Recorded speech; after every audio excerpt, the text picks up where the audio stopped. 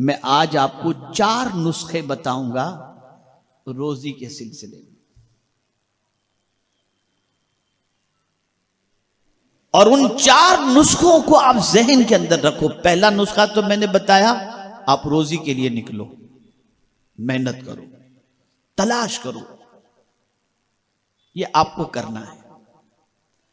لیکن ساتھ ہی ساتھ جس آیے کریمہ کی تلاوت کا میں نے شرف حاصل کیا، اس میں رب نے ایک عمل بتایا کہ میرے بندو یہ عمل تم اختیار کرو، تمہاری سوچ جہاں نہیں پہنچتی ہوگی نا، وہاں سے میں تمہیں روزی عطا کروں گا، اور بے حساب عطا کروں گا، یہ بھی نہیں کہ لمیٹڈ، انلمیٹڈ عطا کروں گا۔ اب وہ نسخہ کون سا ہے؟ تو قرآن کہتا ہے وَمَن يَتَّقِ اللَّهَ يَجْعَل لَّهُ مَخْرَجًا وَيَرْزُقْهُ مِنْ حَيْثُ لَا يَحْتَسِبُ، جو اللہ سے ڈرتا ہے۔ جب کسی بندے کے دل میں اللہ کا ڈر پیدا ہو جائے،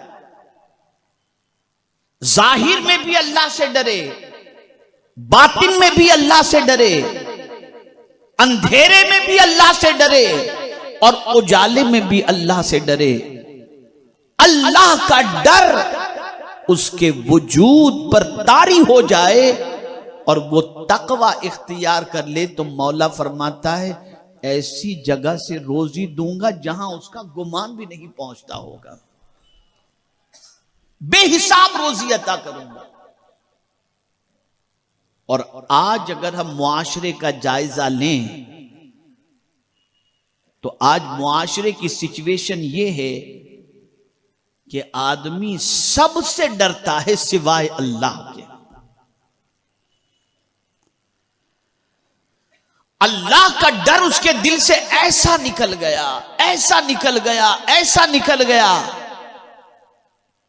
کہ اس کو یہ خیال ہی نہیں کہ مجھے اللہ کو جواب دینا ہے یا میرا مولا مجھے دیکھ رہا ہے، کچھ بھی نہیں۔ اور جب یہ اللہ کا ڈر نکل گیا تو روزی تنگ ہو گئی۔ جب اللہ کا ڈر نکل گیا انسان تنگ دستی کا شکار ہو گیا۔ جب اللہ کا ڈر نکل گیا اس کے مال سے برکت ختم ہو گئی۔ جب اللہ کا ڈر نکل گیا کاروبار مندہ ہو گیا۔ جتنا زیادہ بندہ اللہ کا ڈر دل سے نکال دے گا اتنی پریشانی کا شکار ہوگا، اور جتنا اللہ کا ڈر دل کے اندر پیدا ہوگا اور تقوی اختیار کرے گا، مولا صرف اسے رزق ہی نہیں دنیا میں بھی عزت اور آخرت میں بھی عزت عطا فرمائے گا۔ تو تقوی، اللہ کا ڈر، اللہ کا خوف۔ اب اللہ کا ڈر کہتے کسے ہیں؟ اللہ کا خوف کہتے کسے ہیں؟ تو میرے پیارے آقا صلی اللہ تعالی علیہ وسلم کے پیارے دیوانوں، بہت تفصیل سے میں اس پر گفتگو کرنے کی بجائے میں آپ کو سمجھا دوں تاکہ ایک بات بھی اگر آپ نے ذہن کے اندر محفوظ کر لی تو یہ بات آپ کے لیے کافی مفید ہوگی۔ اللہ کا ڈر کس اعتبار سے؟ اس کو پہلے سمجھو۔ اللہ کی پکڑ بہت سخت ہے، ان بطش ربک لشدید، بے شک اللہ کی پکڑ بہت سخت ہے۔ ڈرو کہ میں جو گناہ کر رہا ہوں، اللہ کی نافرمانی کر رہا ہوں، کہیں وہ پکڑ لے گا تو ہمارا کیا انجام ہوگا۔ دوسری چیز یہ تصور دل میں رکھو کہ ہم کچھ بھی کر رہے ہیں اللہ اس سے بے خبر نہیں، اللہ باخبر ہے، سب جانتا ہے۔ یعلم خائنۃ الاعین وما تخفی الصدور، ان اللہ علیم بذات الصدور، دل کے چھپے ہوئے بھید کو بھی جانتا ہے اور آنکھوں کی خیانت کو بھی جانتا ہے۔ ان اللہ لا یخفی علیہ شیء فی الارض ولا فی السماء، زمین و آسمان میں کوئی چیز ایسی نہیں جو اللہ عز و جل سے چھپی ہوئی ہو۔ پولیس دیکھ رہی ہو، تو جرم نہیں کرتے، اور خدا دیکھ رہا ہے اور بے دھڑک گناہ کر رہے ہیں، کوئی اللہ کا ڈر دل میں نہیں۔ وہ کون سی برائی ہے جو آج ہمارے معاشرے کے نوجوان نہیں کر رہے؟ گندی پکچروں سے لے کر، گندے کاموں سے لے کر، حرام کاروبار سے لے کر، کون سی چیز ایسی ہے جس میں اللہ کو ماننے والا بندہ الا ماشاء اللہ ملوث نظر نہ آتا ہو؟ ڈرو اللہ سے، تصور دماغ کے اندر بٹھا لو کہ کوئی دیکھ رہا ہو یا نہ دیکھ رہا ہو، میرا مولا دیکھ رہا ہے، میرا رب دیکھ رہا ہے، میرا معبود دیکھ رہا ہے۔ یہ ڈر اگر دل میں پیدا ہو گیا اور آدمی اپنے وجود کو گناہوں سے روکا، اللہ اکبر، میرا رب فرماتا ہے بے حساب روزی عطا کروں گا، جہاں گمان نہیں پہنچے گا وہاں سے میں تجھے عطا کروں گا۔ تو یہ پہلا نسخہ ہے اللہ سے ڈر کا۔ آپ چاہتے ہیں تنگی دور ہو جائے، مندی دور ہو جائے، تو لوگوں کا پیسہ کھا کر کے تنگی دور نہیں ہوگی، حرام کاروبار سے تنگی دور نہیں ہوگی، ناجائز کاروبار کرنے سے پیسہ نہیں آئے گا۔ اللہ سے ڈرو گے اور ڈر کر تم اللہ عز و جل کا فضل تلاش کرتے ہوئے مارکیٹ میں جاؤ گے تو میرا کریم تمہارے لیے رزق کے دروازے کو کھول دے گا، اس لیے کہ یہ اس کا وعدہ ہے۔ پہلا نسخہ یہ ہوا۔ اب آئیے دوسرا نسخہ عرض کروں۔ وَأْمُرْ أَهْلَكَ بِالصَّلَاةِ وَاصْطَبِرْ عَلَيْهَا لَا نَسْأَلُكَ رِزْقًا نَحْنُ نَرْزُقُكَ۔ اللہ ارشاد فرماتا ہے اپنے اہل و عیال کو نماز کا حکم دو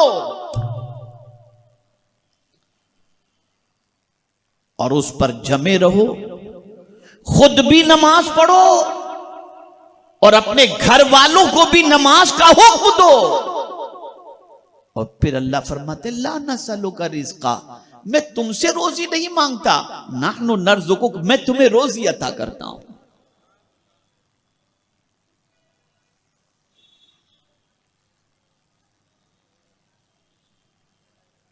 تو نماز صرف آپ کو ادا نہیں کرنی بلکہ نماز خود کو بھی پڑھنی ہے اور اپنے اہل و عیال کو بھی نماز کا حکم دینا ہے۔ اور جب کوئی خود نماز پڑھتا ہے اور اپنے بیوی بچوں کو بھی نماز کا حکم دیتا ہے، اس پر اسے جو تکلیف ہوتی ہے اس پر وہ صبر کرتا ہے، تو میرا مولا فرماتے نحن نرزقک، میں تمہیں روزی عطا کروں گا۔ مجھے ایک حدیث یاد آ رہی ہے، شادی شدہ لوگ اس کو ذہن کے اندر محفوظ رکھیں۔ آقا کریم صلی اللہ علیہ وسلم نے دعا فرمائی، اے اللہ 3 قسم کے لوگوں کے گھروں کو تو ہرا بھرا رکھنا۔ کون دعا کر رہا ہے؟ مدینے کے تاجدار صلی اللہ علیہ وسلم۔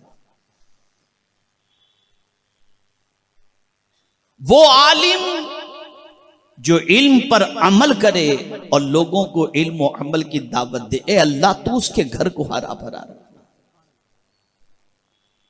دوسری دعا، میرے 2 امتیوں کے درمیان اختلاف پیدا ہو جائے اور جو دونوں کے درمیان صلح کرا دے، مولا اس صلح کرانے والے کے گھر کو ہرا بھرا رکھنا۔ اور تیسری دعا پیغمبر رحمت صلی اللہ علیہ وسلم نے یہ فرمائی، اے اللہ جو عورت اپنے شوہر کو نماز کے لیے اٹھائے اور جو شوہر اپنی عورت کو نماز کے لیے اٹھائے، اے اللہ اس کے گھر کو ہرا بھرا۔ تو اگر کوئی بیوی اپنے شوہر کو نماز کے لیے اٹھاتی ہے یا کوئی شوہر اپنی بیوی کو نماز کے لیے اٹھاتا ہے، ارے ساری دنیا ایک طرف اور مدینے کے تاجدار کی دعا ایک طرف، اللہ اس کے گھر کو یقیناً ہرا بھرا رکھے۔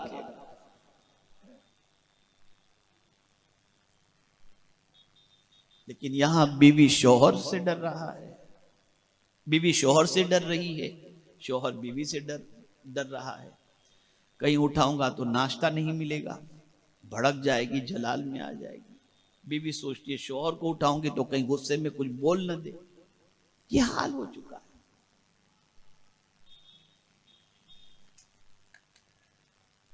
اگر چاہتے ہو کہ اللہ رزق میں فراوانی عطا فرمائے تو نماز خود بھی پڑھو، اپنے بیوی بچوں کو بھی نماز کا پابند بناؤ.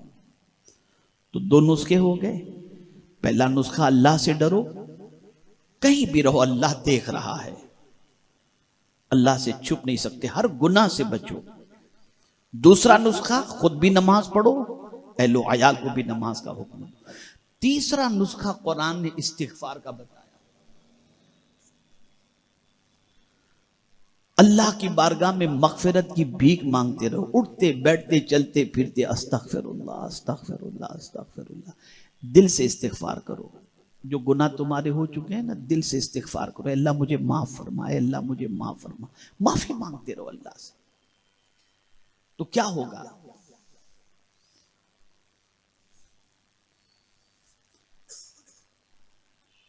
قرآن مقدس میں رب قدیر جل جلالہ نے استغفار کی وجہ سے خوب روزی دینے کا وعدہ فرمایا. اور یہ نہیں فرمایا کہ ٹیمپرری روزی ملے گی، 1 مہینے کے لیے، 2 مہینے کے لیے، نہیں. یمتعکم متاعا حسنا الی اجل مسمی. موت تک اللہ تعالیٰ تمہیں زندگی گزارنے کے لیے اچھی متاع عطا فرمائے گا. کب؟ جب تم اللہ کی بارگاہ میں استغفار کرتے رہو گے، مغفرت مانگتے رہو گے. استغفار ایسا وظیفہ ہے، ایسا وظیفہ ہے کہ اگر کوئی اٹھتے بیٹھتے چلتے پھرتے استغفار کرے، استغفر اللہ استغفر اللہ استغفر اللہ پڑھتا رہے اور دل سے اللہ کی بارگاہ میں معافی مانگتا رہے، تو اللہ تعالیٰ اس کے بدن میں قوت بھی عطا فرماتا ہے اور آسمان سے بارشیں بھی نازل فرماتا ہے. تو اب یہ حدیث ذہن میں رکھو. اب آقا کریم صلی اللہ علیہ وسلم کا فرمان سنیں. آقا کریم صلی اللہ علیہ وسلم ارشاد فرماتے ہیں کہ جو شخص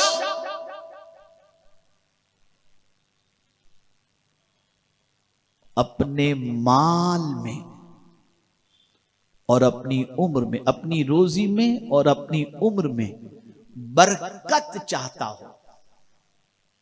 اب میں سوال آپ سے پوچھتا ہوں، پوری حدیث بعد میں سناؤں گا. کون جلدی مرنا چاہتا ہے؟ نہیں مرنا چاہتا. آدمی زندگی کو پسند کرتا ہے، لمبی عمر کو پسند کرتا ہے اور زیادہ جینا چاہتا ہے. وہ چاہتا ہے اللہ اسے لمبی عمر عطا فرمائے. اور کون نہیں چاہتا کہ اللہ تعالیٰ اس کے مال میں برکت عطا فرمائے؟ ہر کوئی مال میں برکت بھی چاہتا ہے اور عمر میں بھی برکت چاہتا ہے. تو اب میرے آقا صلی اللہ علیہ وسلم نسخہ عطا فرماتے ہیں. رسول گرامی وقار صلی اللہ علیہ وسلم نے فرمایا، جو شخص یہ چاہتا ہے کہ اللہ اس کی عمر کے اندر اور اس کی روزی کے اندر برکت عطا فرمائے، اسے چاہیے کہ وہ صلہ رحمی کرے. اللہ اس کے مال میں بھی برکت عطا فرمائے گا اور اس کی زندگی میں بھی برکت عطا فرمائے گا. صلہ رحمی کس کو کہتے ہیں؟ رشتہ داروں سے اچھا سلوک کرنا.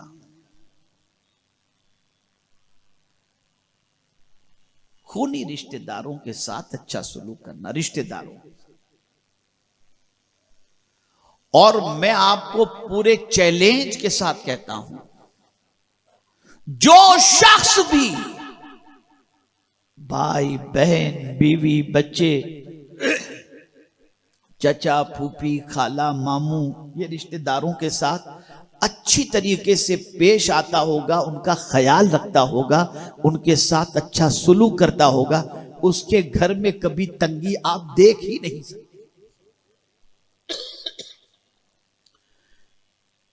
اس لیے کہ پیغمبر رحمت صلی اللہ علیہ وسلم نے فرما دیا وہ حق ہے، صلہ رحمی کرو، اللہ عمر میں بھی برکت عطا فرمائے گا اور روزی میں بھی برکت عطا فرمائے گا۔ میرے پیارے آقا صلی اللہ تعالی علیہ وسلم کے پیارے دیوانوں، آج لوگ رشتہ توڑنے پر جٹے ہوئے ہیں۔ آج دیکھیں تو بھائی بہن کا رشتہ ختم ہے، بھائی بہن سے، اور کچھ ظالم ایسے بھی بھائی ہیں جو بہنوں کا حق کھا جاتے ہیں، ایسے بھی ظالم، بھائی بھائی میں بات چیت نہیں، بھائی بہن میں بات چیت نہیں، ایک دوسرے کے خون کے پیاسے بنے ہوئے بیٹھے ہیں۔ مجھے یہاں ایک بات یاد آ رہی ہے، ہمارے علماء تشریف فرمائیں، سنیں گے تو ان کو بھی حیرت ہوگی۔ ایک صاحب ایک فیکٹری جو ہے اس کا افتتاح کرانا چاہتے تھے، تو انہوں نے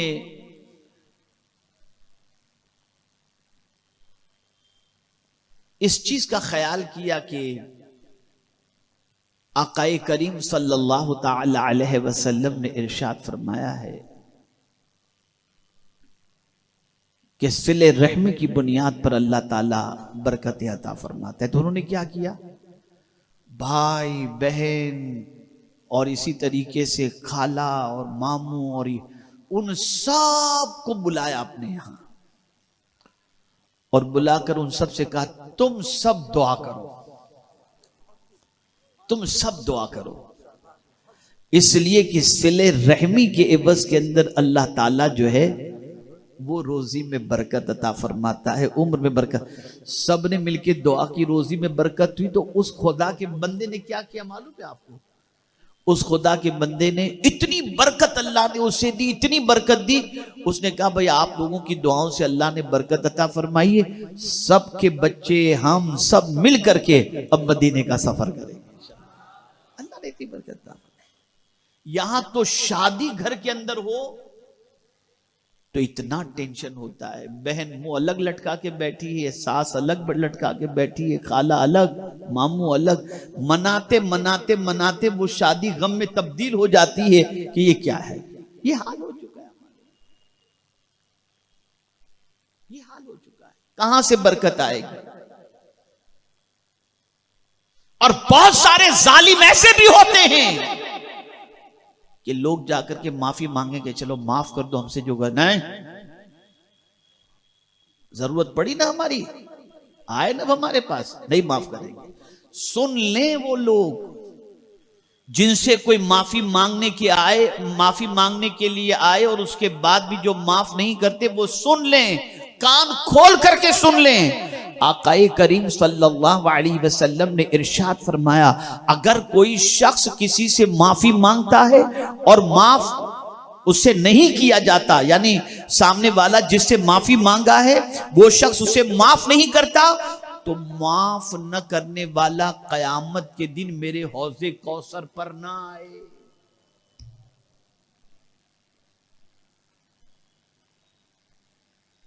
جیسے ہی معافی مانگی جائے معاف کر دو، اور سن لیں بہت ساروں کے ذہن میں شیطان یہ وسوسہ ڈالتا ہے کہ یار معاف کریں گے تو یہ سمجھے گا میں بزدل ہو گیا، نہیں، معاف کروں گا تو سمجھیں گے کہ یار میری عزت کم ہو جائے گی، میں اگر معاف کروں میں تو چھوڑوں گا نہیں، تو اس طرح سب شیطانی وسوسہ ہے۔ حضور صلی اللہ علیہ وسلم فرماتے ہیں صدقہ دینے سے مال کم نہیں ہوتا اور معاف کرنے سے عزت کم نہیں ہوتی۔ تم لوگوں کو معاف کرنے میں جلدی کرو، خدا تمہیں معاف فرما دے گا، خدا تمہیں معاف فرما دے گا۔ رشتوں کو جوڑو، عقیدہ مقدم، عقیدہ مقدم، رشتوں کو جوڑو، جیسے ہی رشتے جڑیں گے بس اللہ رزق میں فراوانی عطا فرما دے گا۔ اب بات کافی حد تک آپ کی سمجھ میں آ چکی ہوگی کہ رزق میں تنگی کی وجہ کیا ہے اور رزق کی تنگی کا علاج کیا ہے۔ اللہ کا فضل تلاش کرو، روزی کمانے میں نکل جاؤ، محنت کرو تم، اور کسی بھی حلال اور جائز کاروبار کو حقارت کی نظر سے نہ دیکھو، کرو تم، چاہے فٹ پاتھ پہ پتھارا لگانا پڑے لگاؤ، لیکن حلال روزی کماؤ۔ اس کی برکت یہ ہے کہ اللہ تعالیٰ ایک میں کئی گنا برکتیں عطا کرے گا، اور کبھی بھی حرام کاروبار کی طرف نہ جائیں۔ بس آخری بات عرض کر دوں، ہمارے بہت سارے ایسے لوگ جو شراب، جوا، مٹکے اور پتہ نہیں ڈرگز وغیرہ کیا کیا کرتے رہتے ہیں، اور پھر کیا کہتے ہیں معلوم ہے؟ وہ 2-4 بیوہ ہے نا، ان کا گھر اسی سے تو چلتا ہے، ہم ان کے گھر کا خرچہ اٹھاتے ہیں۔ مولانا کوئی ایسی جائز انکم تو کہاں سے لائیں گے کہ ان کے گھر چلا سکیں؟ یہ پیسے سے اتنی انکم ہوتی ہے، ان سے گھر چلاتے ہیں، یہ لوگ کہتے ہوئے دکھائی دے۔ تو ایک سوال میں آپ سے پوچھنا چاہتا ہوں، اللہ نے کب آپ کے ذمے یہ کام ڈالا ہے کہ تم بیوہ کا گھر چلاؤ؟ جس نے پیدا کیا ہے اس کا ذمہ تو اسی کے پاس ہے، اسی کے پاس ہے۔ جو لوگ حرام کاروبار کرتے ہیں، ناجائز کاروبار کرتے ہیں، اور اس کے ذریعے غریبوں کو پالنے کی بات کرتے ہیں، تو حدیث مبارکہ میں آقا کریم صلی اللہ علیہ وسلم نے فرمایا اللہ پاک ہے اور پاک ہی کو قبول فرماتا ہے۔ اس لیے پاک کمائی اس کی طرف توجہ دو، اور حلال روزی کے لیے محنت کرو۔ اگر پتھارا لگانا پڑے تو بھی لگاؤ، فٹ پاتھ پہ کھڑے رہ کے چیخ چلا کے کاروبار کرنا پڑے تب بھی کرو، کوئی پرابلم کی بات نہیں۔ اور اگر آپ یہ سوچو اس سے عزت جائے گی، نہیں، آپ اللہ کے فرمان پر عمل کر رہے ہو۔ فرمایا گیا اگر کوئی شخص حلال روزی ایسی جگہ کماتا ہے جہاں کمانے کی وجہ سے اس کی عزت چلی جائے گی، یعنی پڑھا لکھا انسان ہے، حلال روزی کے لیے فٹ پاتھ پہ کھڑے کے دھندا کر رہا ہے، لوگ بولیں گے یار دیکھو بیچارے کی حالت کیا ہوگی، فٹ پاتھ پہ کھڑے کے دھندا کر رہا ہے، تھوڑی سی عزت کا مسئلہ رہتا ہے نا۔ لیکن اس کے باوجود وہ بندہ، توجہ چاہوں گا، اس کے باوجود وہ بندہ مانگ کر کھانے کی بجائے محنت کر کے حلال روزی کھانا پسند کرتا ہے، اس کے لیے حضور نے جنت کی بشارت عطا فرمائی ہے۔ اس لیے ساری برائی سے بچو، سارے حرام کام سے بچو، سارے حرام کاروبار سے بچو، جائز کمائی کے لیے محنت کرو، توبہ استغفار کی کثرت کرو، حلال روزی کے لیے نکلو، اللہ سے ڈرتے رہو۔ سب کی باتوں پر آپ نے بھروسہ کیا اور اس کے بعد سر پکڑ کر بیٹھ گئے، میں آپ کو بتا رہا ہوں اللہ کی بات پر اور اس کے رسول کی بات پر عمل کرو اور بھروسہ کرو، سر پکڑ کے نہیں، سر اونچا کر کے جینے کا اللہ موقع عطا فرمائے گا۔